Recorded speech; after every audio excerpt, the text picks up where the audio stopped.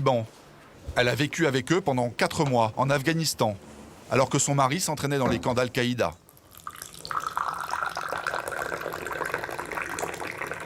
J'ai de la sympathie pour les talibans. Ça déplaît, ce que je dis déplaît aux Occidentaux. Mais j'ai beaucoup d'amour et beaucoup d'admiration pour les talibans. Je voudrais revenir vivre chez eux. Fatia défend la charia, la loi coranique. Et elle va même très loin. Pour éviter de tomber dans le péché, il faut que les gens aient peur. C'est pourquoi elle prône la lapidation des femmes adultères. Et donc un homme ou une femme risque d'être lapidé s'ils avaient commis la fornication, s'ils étaient mariés. Écoutez, une femme, quand elle est tentée de pratiquer la fornication, elle doit avoir peur. Des propos extrémistes que Fatia n'a pas toujours tenus, loin de là. Elle a grandi dans ce quartier populaire de Casablanca. Sa famille a toujours pratiqué un islam modéré, pas de voile pour les femmes.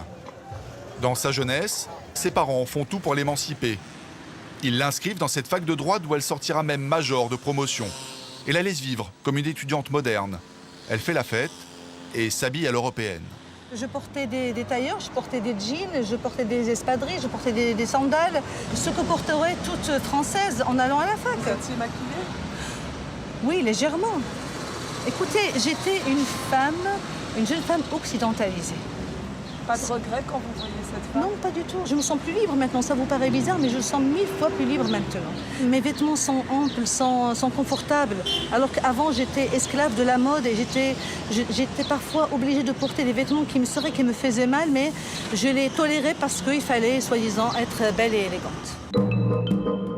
À l'époque, pourtant, elle avait l'air tout à fait convaincue de la nécessité de l'émancipation des femmes. Ainsi, son mémoire de fin d'études est un réquisitoire contre la polygamie. Elle y dit qu'il faut l'abolir, car elle est dangereuse.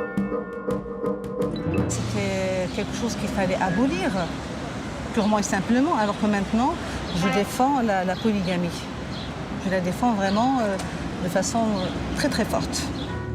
Si elle la défend, c'est qu'elle pense aujourd'hui que les hommes sont naturellement polygames et qu'il vaut mieux, comme le prévoit l'islam, les autoriser officiellement à avoir plusieurs femmes.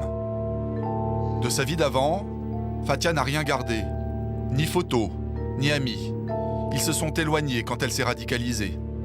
Aujourd'hui, son nom fait peur. Il est associé au terrorisme et à Al-Qaïda.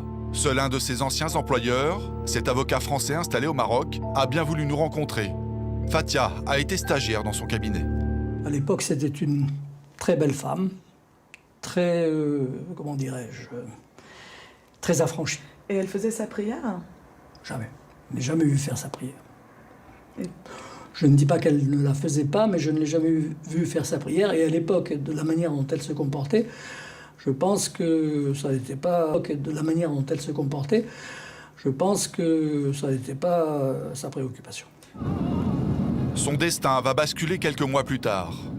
Juste après ce stage, elle décroche une bourse pour étudier le droit à Paris. Son rêve. Mais cette année-là, la première guerre du Golfe éclate. Pour elle, c'est une guerre injuste, une croisade des Occidentaux contre les musulmans. Elle remet tout en cause.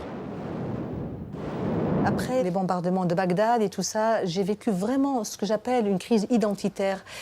L'Occident que j'admirais m'a déçue. Alors bon, j'ai commencé à vraiment faire des recherches au fond de moi-même et je suis devenue musulmane par conviction. C'est à ce moment-là qu'elle va se radicaliser. Elle a 30 ans.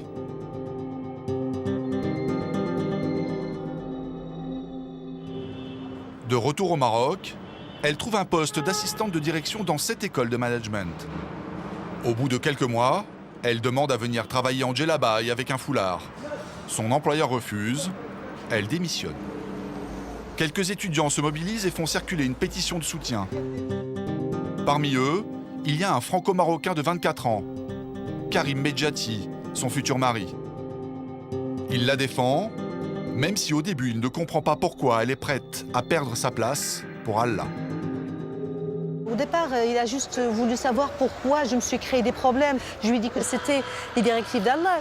Comme il ne lisait pas très bien l'arabe, je lui ai emmené une traduction des sens du Coran. Il a lu et c'est pas il est tombé amoureux de moi, il est tombé amoureux de l'islam d'abord. Puis après, bon, Dieu a voulu qu'on soit unis par le mariage. Fatia et Karim, ensemble, vont devenir des combattants de Dieu. des djihadistes. Pourtant, lui non plus, rien ne le prédestinait à cela. Son père est marocain, sa mère française. Il a fait toute sa scolarité au lycée français. Il parle à peine arabe et ne connaît rien au Coran.